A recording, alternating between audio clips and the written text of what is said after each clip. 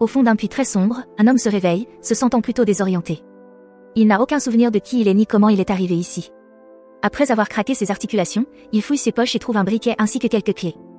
Lorsqu'il utilise le briquet, il remarque une blessure à son bras. Puis, en regardant autour de lui, il est choqué de découvrir des centaines de cadavres l'entourant. La vue horrifiante le fait vomir. Soudain, un éclair illumine la zone et l'homme remarque Brown Eyes qui le regarde d'en haut.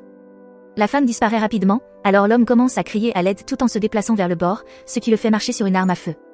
À ce moment-là, Brown Eyes revient et lance une longue corde pour qu'il puisse grimper hors du puits. L'homme sort rapidement et commence à explorer la zone jusqu'à ce qu'il trouve une maison éclairée.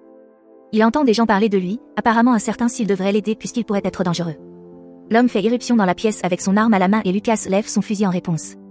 Lorsque l'homme l'accuse d'être le tueur, Lucas l'accuse de la même chose. L'homme explique qu'il ne se souvient de rien et que Brown Eyes l'a aidé, alors il veut savoir pourquoi. La conversation est interrompue lorsque Nathan tombe au sol en hurlant et se tord de douleur. Sharon court à ses côtés et lui donne de l'eau pour l'apaiser. L'homme demande qui sont toutes ces personnes, alors Sharon explique que personne ne se souvient de qui ils sont ni comment ils sont arrivés ici, ils ne connaissent que leur nom parce qu'ils avaient des pièces d'identité, que Michael dépose sur la table. Malheureusement, il n'y a pas de pièces d'identité pour l'homme principal ni pour Brown Eyes. Certains d'entre eux ont des clés, mais ils n'ont trouvé aucun véhicule près de la maison. Il n'y a ni téléphone ni ordinateur non plus. L'homme remarque que Brown Eyes continue d'écrire des choses en chinois, mais comme personne ne comprend, il commence à lui crier des questions. Les autres l'arrêtent, faisant remarquer que Brown Eyes est muette et ne parle pas anglais. Cependant, ils ont le sentiment qu'elle les connaît. Ils se sont tous réveillés il y a une demi-heure à l'intérieur de la maison et elle était déjà là. Lucas pense qu'il y a quelque chose qui cloche avec l'homme principal parce qu'il s'est réveillé dans le puits alors que tous les autres se sont réveillés ensemble, et il dit ne pas lui faire confiance. Ensuite, le groupe explore la maison. Sharon trouve une porte fermée à clé et essaie ses clés en vain. Lucas regarde autour de lui et remarque des blessures sur son corps. Brown Eyes essaie d'expliquer avec des gestes, mais Lucas ne comprend pas. À l'intérieur d'un garde-manger, l'homme sans nom trouve un calendrier avec le 18 avril encerclé et il amène Brown Eyes pour lui demander si c'est elle qui l'a fait. Elle hoche la tête et essaie encore d'expliquer avec des gestes en vain. Ensuite, Michael appelle tout le monde et leur montre qu'il a trouvé un placard rempli d'armes. Il charge facilement un fusil et Nathan devine qu'il est policier. L'homme dit qu'ils devraient tous s'armer et explorer la région, mais Lucas les convainc qu'il vaut mieux attendre le matin. Quelques instants plus tard, l'homme principal s'occupe de sa blessure et se rappelle rapidement de lui-même. Lorsqu'il a fini de se doucher, il entend les autres dire que Brown Eyes s'est enfui. Lucas, Sharon et l'homme partent à sa recherche et en explorant les bois, Sharon remarque qu'ils ne sont pas près d'une ville parce que les étoiles sont trop brillantes. Pendant qu'ils se promènent, l'homme principal voit un souvenir qui montre qu'il traînait un corps avec un tatouage d'hippocampe, mais il ne dit rien. En suivant une odeur horrible, il découvre un homme mort attaché à un arbre avec de la corde et des fils. À la maison, Nathan trouve des livres en latin et se rend compte qu'il peut les lire. Il les reconnaît également comme des livres de référence médicale et biologique. Michael continue de jouer avec les armes, disant que son corps se souvient comment les utiliser. Lorsque Nathan trouve un livre en français et le comprend aussi, Michael pense que c'est la maison de Nathan.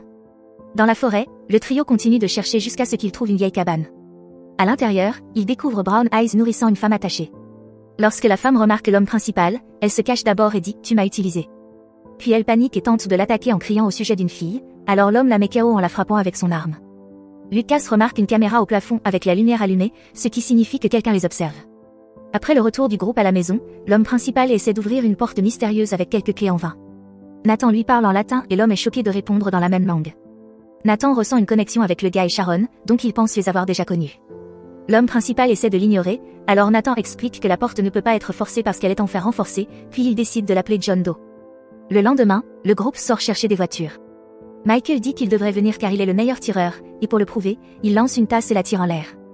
Cependant, Lucas lui dit de rester et de garder la maison. Après leur départ, un Michael frustré dit à Brown Eyes que protéger le groupe semble être son rôle. Soudain, ils entendent un cri au loin, alors il envoie Brown Eyes dans la maison avant d'investiguer. Il s'avère qu'un homme supplie d'être aidé parce qu'il est coincé dans une clôture avec du fil barbelé. Lorsque Michael s'approche pour l'aider, l'homme enroule le fil autour du cou de Michael pour l'étrangler. Alors que Michael se bat pour respirer, l'homme le poignarde plusieurs fois avec un bâton. Pendant ce temps, le groupe continue sa recherche et revoit le corps, supposant que cela pourrait être un avertissement. Nathan lance des pierres et ils entendent l'une d'elles heurter quelque chose de métallique, donc ils suivent le bruit jusqu'à trouver deux voitures cachées sous des bâtons et du fil barbelé. Il faut plusieurs tentatives, mais Sharon parvient à démarrer l'un des véhicules. Il ne reste pas beaucoup d'essence, mais ils envisagent tout de même de conduire pour voir ce qu'ils peuvent trouver. À ce moment-là, Lucas trouve une photo montrant tous les membres du groupe sauf John, qui fait remarquer qu'il pourrait être celui qui a pris la photo. Lucas leur rappelle qu'ils ne sont proches de rien, donc s'ils partent, ils risquent de tomber en panne d'essence au milieu de nulle part. Comme la batterie de l'autre voiture est morte, il vaut mieux rentrer. Sur le chemin du retour, ils tombent sur Yebrun, qui les emmène immédiatement voir Michael. Le groupe essaie de le sauver, mais malheureusement, il finit par mourir.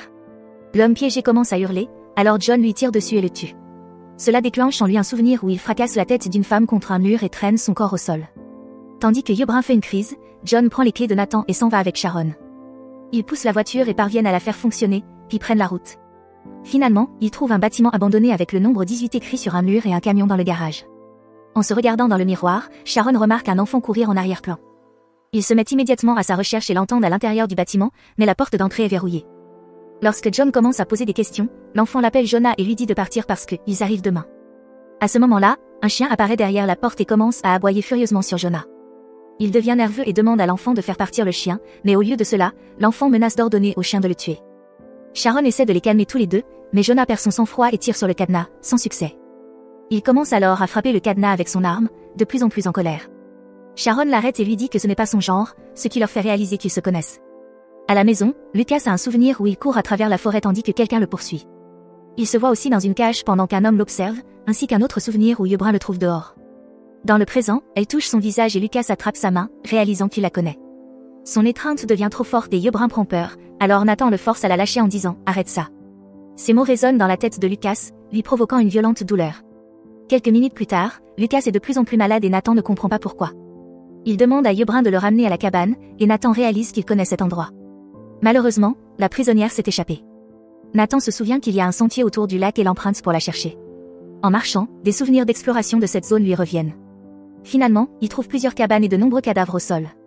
En marchant, il écrase accidentellement des lunettes et les reconnaît comme étant les siennes, alors il les met. Cela déclenche un souvenir d'une dispute avec Sharon et Jonah à propos du traitement inhumain de certaines personnes. Une fois calmé, il regarde à l'intérieur des cabanes et découvre plusieurs cages vides. Soudain, il entend des pleurs et suit le son jusqu'à trouver la femme de la cabane en train de serrer dans ses bras sa fille morte à l'intérieur d'une cage. Il se souvient que son nom est Hélène et s'excuse pour la mort de l'enfant, expliquant qu'ils essayaient de l'aider. Furieuse, Hélène tente de l'attaquer, alors Nathan referme la cage et s'enfuit de la cabane. Après avoir verrouillé la porte, il sort son arme en remarquant des personnes dans un état zombie s'approcher de lui. Pendant ce temps, Yeux Brun rentre à la maison et trouve Lucas l'attendant. Se sentant mal à l'aise, elle monte immédiatement à l'étage, mais Lucas la suit car il ne veut pas être seul. Yeux Brun court se cacher derrière la porte en fer et Lucas commence à frapper dessus, lui promettant de ne pas lui faire de mal et affirmant qu'il se souvient d'elle. Comme elle ne veut pas ouvrir, Lucas abandonne et sort dehors, où il trouve une porte menant au sous-sol. Là, il découvre un petit laboratoire rempli de fournitures médicales, de recherche et d'un ordinateur portable. Il l'allume et accède aux caméras de surveillance des cabanes vides.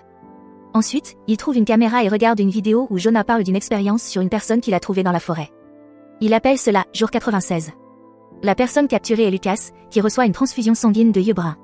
Jonah explique qu'il a fait des progrès et que le seul effet secondaire est la perte de mémoire. Cependant, Jonah s'énerve quand il constate que les effets de la transfusion ne sont pas permanents, et Lucas, dans la vidéo, se réveille en hurlant de douleur à cause d'un mal de tête extrême. Sur la route, Jonah et Sharon rentrent quand soudain, un arbre tombe juste devant eux. Jonah s'arrête à temps et entend un bruit.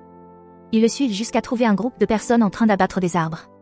Lorsque Jonah tente de leur parler, le groupe se met à crier et les poursuit avec des intentions meurtrières. Sharon tombe en courant, alors Jonah l'aide à se relever et ensemble, ils retournent à la voiture. Comme elle ne démarre pas, Jonah commence à la pousser, mais les assaillants le rattrapent. Alors qu'ils sont sur le point d'attaquer, le groupe aperçoit 2 corps suspendus aux arbres et s'enfuit immédiatement. Jonah réalise que les corps ont été pendus intentionnellement pour éloigner les gens, servant d'épouvantail. Quand le duo rentre à la maison, Lucas les attend avec son arme prête à tirer. Il raconte à Sharon ce qu'il a vu et Jonah admet qu'il se souvient d'avoir fait des choses horribles. Pendant que Lucas montre la vidéo à Sharon, il lui fait remarquer que ses blessures ont été causées par des aiguilles, et Sharon découvre les mêmes marques sur son propre bras. Jonah ne se souvient toujours de rien, alors Lucas l'assomme avec son arme. Quelques minutes plus tard, Jonah se réveille et se retrouve traîné par Lucas, qui tire au sol pour le forcer à tomber dans la fosse. Parmi tous les corps, il aperçoit le tatouage d'un hippocampe et se rappelle avoir frappé cette femme. Il se souvient aussi de Nathan lui disant de le prendre lui-même. Un autre flashback lui montre Sharon, Michael et Nathan effrayés par lui. Enfin, il revoit Sharon lui demandant s'il avait accidentellement avalé du sang. Dans la maison, Lucas est désespéré de partir, et Sharon remarque qu'il a du mal à se souvenir des noms de chacun. Puis, Lucas attrape Brown Eyes de manière inappropriée. Lorsque Sharon tente de l'arrêter, il la pousse violemment au sol. Brown Eyes s'enfuit et tente de se cacher derrière la porte renforcée, mais Lucas la rattrape et l'empêche de la verrouiller. Il la poursuit, et lorsqu'elle lui donne un coup de pied pour le faire tomber, il se redresse rapidement et la plaque au sol avant de l'embrasser de force. À cet instant, Sharon tire un coup de semonce et Lucas s'échappe en sautant par la fenêtre. Plus tard, Sharon descend au laboratoire et découvre les notes détaillant les expériences, ce qui déclenche ses souvenirs. Pendant ce temps, Brown Eyes aide Jonah à sortir de la fosse avec une corde.